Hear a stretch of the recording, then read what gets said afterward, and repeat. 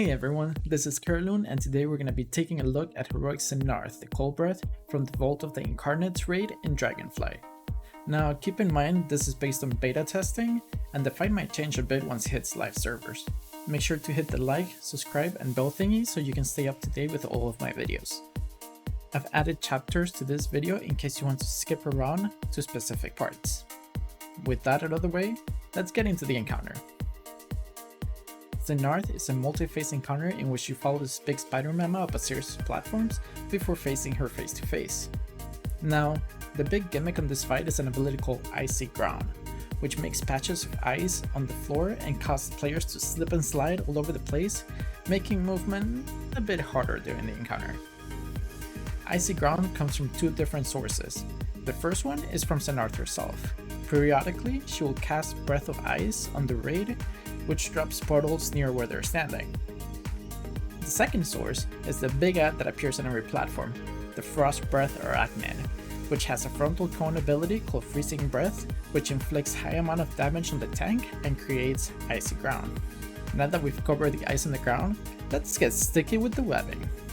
Throughout the fight, several players will be targeted with Enveloping Webs, which inflicts damage and drops sticky webbing on their location every second for 6 seconds. You want to run around with this and have multiple patches around the platform, as they will help you later. The sticky webbing provides resistance to displacement and sliding. It reduces movement speed and puts a stack on you. When a player reaches 5 stacks, they will become wrapped in webs, stunning them for 30 seconds. This, however, is not all bad. Approximately every 35 seconds, Sennarth will cast an ability called Gossamer Burst. She attaches a web on all players, and at the end of her cast, she will pull them to their death, to her. Standing on sticky webbing will prevent you from being pulled into the abyss, so you want to position yourself in such a way that you get pulled over the sticky webbing. The final ability to watch out for is Chilling Blast.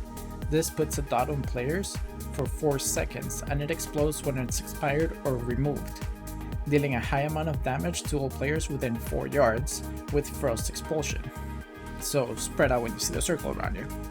Now that we've covered all of Sennarth's abilities in Phase 1, let's talk about the 2 types of ads that you encounter on every platform.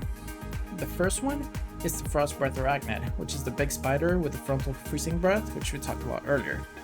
They have a Chilling Aura ability that causes raid-wide damage. It gains a buff and increases the damage it deals by 25% per stack, which, if left unattended, it's a guaranteed raid wipe. This means that at all time, this is the raid's #1 priority target. Your goal is to kill this spider as soon as possible before it turns into a bad news bear. The second type of ad is Caustic Spiderling. These don't have a whole lot of health and they will explode once they die, causing a caustic eruption. Everyone standing on the green swirly will take damage. The most important thing to manage with the spiderlings is where they die. Caustic eruptions will destroy sticky webbing on the floor, as well as free players that are wrapped in webs. You can use this to free players who are trapped, but you should always watch out not to get rid of all the sticky webbing on the floor. Otherwise, you run the risk of not having enough safe spots when Sennarth draws you. Now, the flow for Phase 1 is fairly straightforward. You want to kill the big spider first, face it away from the raid, and away from the path in which you're heading.